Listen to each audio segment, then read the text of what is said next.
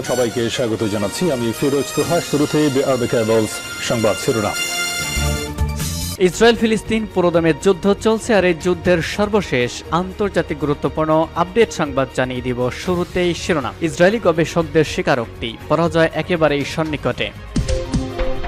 এরপর জানাবো এবার ইরাক থেকে ইসরায়েলে হামলা, এশিয়ান ন্যাটো সৃষ্টির চেষ্টা, যুদ্ধ অস্ত্র বিক্রির মার্কিন ফন্দি। এরপর জানিয়ে দিব হিজবুল্লাহ ড্রোনের আঘাতে 18 ইহুদিবাদী সেনা হতাহত। এবং সর্বশেষ জানিয়ে দিব হঠাৎ কেন তুরস্কে ইসরায়েলি বিমান। ইসরায়েলি গবেষকদের স্বীকারোক্তি, পরাজয় একেবারেই সন্নিকটে। গাজা যুদ্ধে ইসরায়েলের পরাজয় একেবারেই সন্নিকটে। যুদ্ধে ব্যর্থতার বিষয়টি ঢেকে রাখতেই এখন গাজায় লাগাতার হামলা চালানো হচ্ছে। হামাস ইসরায়েল যুদ্ধ নিয়ে এমনই বিস্ফোরক মন্তব্য করেছেন প্রাচীন ইতিহাসের একজন গবেষক। ইসরায়েলের প্রধানমন্ত্রী বেনিয়ামিন নেতানিয়াহুকে নিয়ে মন্তব্য করেছেন এই গবেষক। তার দাবি, ইসরায়েল ব্যর্থতার দ্বার প্রান্তে রয়েছে, আর এর জন্য একমাত্র দায়ী বেনিয়ামিন নেতানিয়াহু। সবশেষে ইসরায়েলকে রক্ষার একটি পথও বাতলে দিয়ে তিনি। ইসরায়েলের বিজয়ের যুগ শেষ হয়ে গেছে, নেতানিয়াহুর এখন উচিত ব্যর্থতার ভেতর থেকেই বিজয় কল্পনা করা। জেমান ইসরায়েল নিউজ সাইটে প্রকাশিত একটি নিবন্ধে এমন মন্তব্য করেছেন পোল্যান্ডের ওয়ার্স বিশ্ববিদ্যালয়ের গবেষক হেগি ওলশানিতস্কি। তিনি বিশ্ববিদ্যালয়টির প্রাচীন ইতিহাস বিভাগের একজন শিক্ষক। ওলশানিতস্কি লিখেছেন, 7 অক্টোবরে শুরু হওয়া যুদ্ধে ইসরায়েল কোনো লক্ষ্য অর্জন করতে পারবে না, কারণ ইসরায়েল তার শত্রুকে ঠেকিয়ে রাখার সব শক্তিগুলো ব্যয় করে ফেলেছে। তার আর বর্ধিত কোনো শক্তির সামর্থ্য নেই। অতীতে ইসরায়েল যেসব বিজয় অর্জন করত সেসবের এখন আর কোনো অস্তিত্ব নেই। তিনি লিখেছেন, 7 অক্টোবরের ঘটনার পর ইসরায়েলি হামলায় যত ফিলিস্তিনি নিহত হয়েছে তা দক্ষিণ আফ্রিকায় 30 বছরের বর্ণবাদী শাসনে নিহত কৃষ্ণকায় নাগরিকদের সংখ্যার চেয়েও বেশি। ওলাতনস্কি আশঙ্কা প্রকাশ করে লিখেছেন, অবৈধ বসতি স্থাপনকারী ইহুদিরা পশ্চিম তীরে ফিলিস্তিনিদের ওপর যেভাবে হত্যাযোগ্য, ধ্বংসযোগ্য ও তাদের সম্পদের ওপর অগ্নিসংযোগ করেছে, তাতে নতুন একটি যুদ্ধের আগুনকেই উস্কে দেওয়া হচ্ছে। গাজার চলমান যুদ্ধের জন্য ইসরায়েলের বর্তমান প্রধানমন্ত্রী বেনিয়ামিন নেতানিয়াহুকে দায়ী করে ওয়ার্স বিশ্ববিদ্যালয়ের এই গবেষক লিখেছেন, নেতানিয়াহু বিচার বিভাগ সহ ইসরায়েলের সরকারি প্রতিষ্ঠানগুলোকে দুর্বল করার চেষ্টা চালাচ্ছেন যেন গাজা যুদ্ধে ব্যর্থতার জন্য তাকে কারাগারে যেতে না হয়। আসলে ক্ষমতালোভী নেতানিয়াহু ক্ষমতা হারানোর ভয়ে গাজা যুদ্ধের ইতি টানছেন না। ইসরায়েলের এই বিশেষজ্ঞ আরও লিখেছেন, ইসরায়েলকে রক্ষার একটি ক্ষুদ্র সম্ভাবনা রয়েছে নেতানিয়াহুর সামনে, আর সেটি হলো গাজা যুদ্ধের আগুন থামা। সবকিছুতেই ইসরায়েলের চূড়ান্ত পরাজয় ঘটে যাওয়ার আগে ফিলিস্তিনিদের স্বাধীনতা দেওয়া উচিত। এই সুযোগ ইসরায়েলের হাতছাড়া করা উচিত নয়।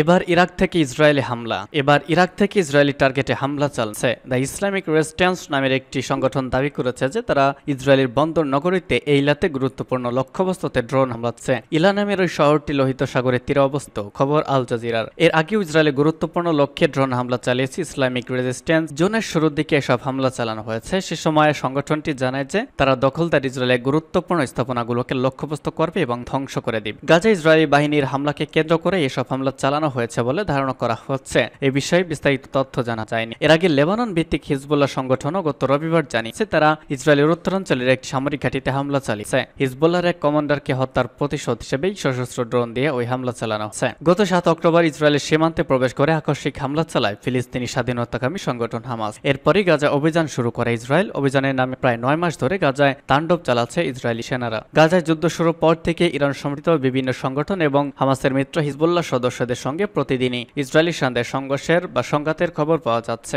এছাড়া ইয়েমেন, লেবানন এবং ইরান থেকেও বিভিন্ন সংগঠন ইসরায়েলের বিভিন্ন লক্ষ্যে হামলা চালাচ্ছে। আবার ইসরায়েলের দিক থেকে পাল্টা আক্রমণ চালানো হচ্ছে। সম্প্রতি ইসরায়েলি বাহিনী গুরুত্বপূর্ণ ও স্পর্শকাতর বিভিন্ন স্থাপনার ভিডিও ফুটেজ প্রকাশিত করেছে হিজবুল্লাহ সংগঠন। ইসরায়েল সরকার যখন হিজবুল্লাহর বিরুদ্ধে সর্বাত্মক যুদ্ধের হুমকি দিচ্ছে, ঠিক তখনই হিজবুল্লাহর সামরিক গণমাধ্যম বিভাগ এই ফুটেজ প্রকাশ করেছে। এসব ফুটেজে যেসব গুরুত্বপূর্ণ স্থাপনাকে চিহ্নিত করা হয়েছে তার মধ্যে রয়েছে নেগেভ মরুভূমিতে অবস্থিত ইসরায়েলের দিমোনা পরমাণু চল্লি, তেল আবিবের বেন গুরিয়ান আন্তর্জাতিক বিমানবন্দর এবং নেভাতিম বিমান ঘাঁটি। এর বাইরেও আরো কিছু গুরুত্বপূর্ণ স্থাপনা রয়েছে, যার মধ্যে রয়েছে হাকিরিয়া কমপ্লেক্স। সেখানে রয়েছে ইসরায়েলি সামরিক বাহিনীর জেনারেল স্টাফ এবং অনেক শীর্ষ সামরিক কর্মকর্তাদের আবাসস্থল। এছাড়া রয়েছে রামাত ডেভিড বিমান ঘাঁটি এবং লেবানন উপকূলের কারিশ গ্যাস ক্ষেত্র। এশিয়া ন্যাটো সৃষ্টির চেষ্টা, যুদ্ধ অস্ত্র বিক্রির মার্কিন ফন্দি। উত্তর কোরিয়ার পররাষ্ট্র মন্ত্রণালয় এশিয়া সামরিক জোট গঠনের ব্যাপারে আমেরিকা, জাপান এবং দক্ষিণ কোরিয়ার প্রচেষ্টার উদ্বেগ প্রকাশ করেছে। উত্তর কোরিয়া একটি বিবৃতিতে আমেরিকা এবং তাদের এশীয় মিত্রদের ওই কর্মকাণ্ডকে এই অঞ্চলে স্থিতিশীলতার জন্য বিপদ বলে উল্লেখ করেছে। উত্তর কোরিয়ার পররাষ্ট্র মন্ত্রণালয় ফ্রিডম এজ নামে পরিচিত যুক্তরাষ্ট্র, দক্ষিণ কোরিয়া এবং জাপানের ত্রিপক্ষীয় মহড়ারও নিন্দা জানিয়েছে। ওই মহড়ায় বৃহস্পতিবার থেকে শনিবার পর্যন্ত দক্ষিণ কোরিয়ার জেজু দ্বীপের দক্ষিণে অনুষ্ঠিত হয়। সময় উত্তর কোরিয়া বলেছে ওই 3 দেশের মধ্যে সম্পর্ক ও কার্যক্রম নেটোর এশিয়ান সংস্করণের মতো। পার্স টুডে আরও জানায়, উত্তর কোরিয়ার পররাষ্ট্র মন্ত্রণালয়ের বিবৃতিতে আরও বলা হয়েছে, আমেরিকা এবং তার মিত্রদের পদক্ষেপগুলো ওই অঞ্চলের জন্য কি। বিবৃতিতে হুঁশিয়ারি দিয়ে বলা হয়েছে, আমেরিকার নেতৃত্বে তাদের মিত্রদের সমন্বয় অঞ্চলে সামরিক জোট শক্তিশালী করার ঘটনাকে উপেক্ষা করা হবে না। আঞ্চলিক শান্তি রক্ষা করার স্বার্থে উপযুক্ত জবাব দেওয়ার হুমকি দিয়েছে উত্তর কোরিয়া। এর আগে চীনের সেন্ট্রাল মিলিটারি কমিশনের প্রধান বলেছিলেন, আমেরিকা আঞ্চলিক নিরাপত্তা ও স্থিরতার জন্য সবচেয়ে বড় চ্যালেঞ্জ। তিনি বলেন, ওয়াশিংটন এই অঞ্চলে তার আধিপত্য বজায় রাখতে ন্যাটোর এশীয় সংস্করণ তৈরি করতে চাচ্ছে।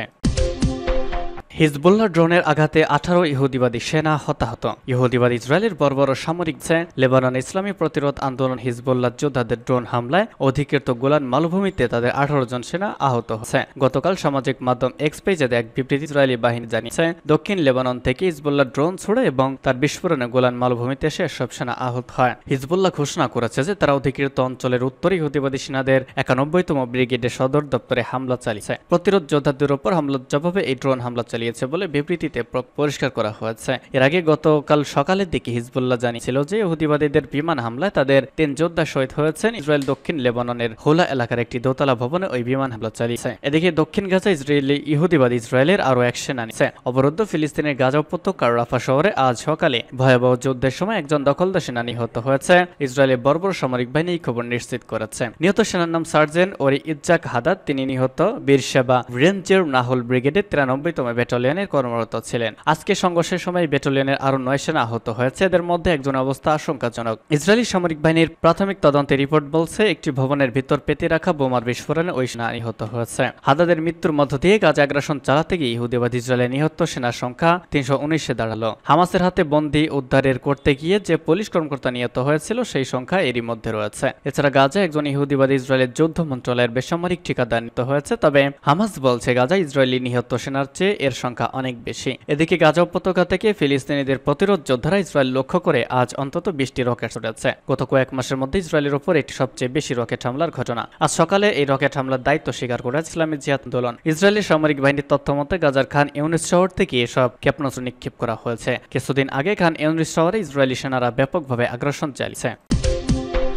এবং সর্বশেষ জানিয়ে দিব, হঠাৎ কেন তুরস্কে ইসরায়েলি বিমান? বারবার বলার পরেও গাজা অভিযান বন্ধ করেছিল ইসরায়েল, তাই ইসরায়েলের সঙ্গে বাণিজ্য সম্পর্ক স্থগিত করেছিল তুরস্ক, তাতেও কাজ হয়নি। ইসরায়েল গাজায় তাদের আগ্রাসন অব্যাহত রেখেছে। এরই মধ্যে নতুন করে এক ঘটনায় চাঞ্চল্য এসেছে। বাগে পেয়েছে তুরস্ক, এবার ইসরায়েলকে চরম শিক্ষা দিয়েছে। দেশটির একটি বিমানবন্দরে ইসরায়েলে একটি বিমান অবতরণ করার পর তেল আভিভকে নাকানি চোবান দিয়েছে তুরস্ক। পোল্যান্ডের রাজধানী ওয়ারশ থেকে ইসরায়েলের রাষ্ট্রীয় বিমান সংস্থার একটি ফ্লাইট তেল আভিভ যাচ্ছিল, কিন্তু ফ্লাইটের একজন যাত্রী অসুস্থ হয়ে পড়ায় তা তুরস্কের আন্তালিয়া আন্তর্জাতিক বিমানবন্দরে জরুরি অবতরণ করে ফ্লাইট LY5102 এমনটাই জানিয়েছে ইসরায়েলি গণমাধ্যম জেরুজালেম পোস্ট। কিন্তু তুরস্কের কর্মকর্তারা এরপরে অবাক করা এক ঘটনা ঘটিয়ে দিয়েছেন।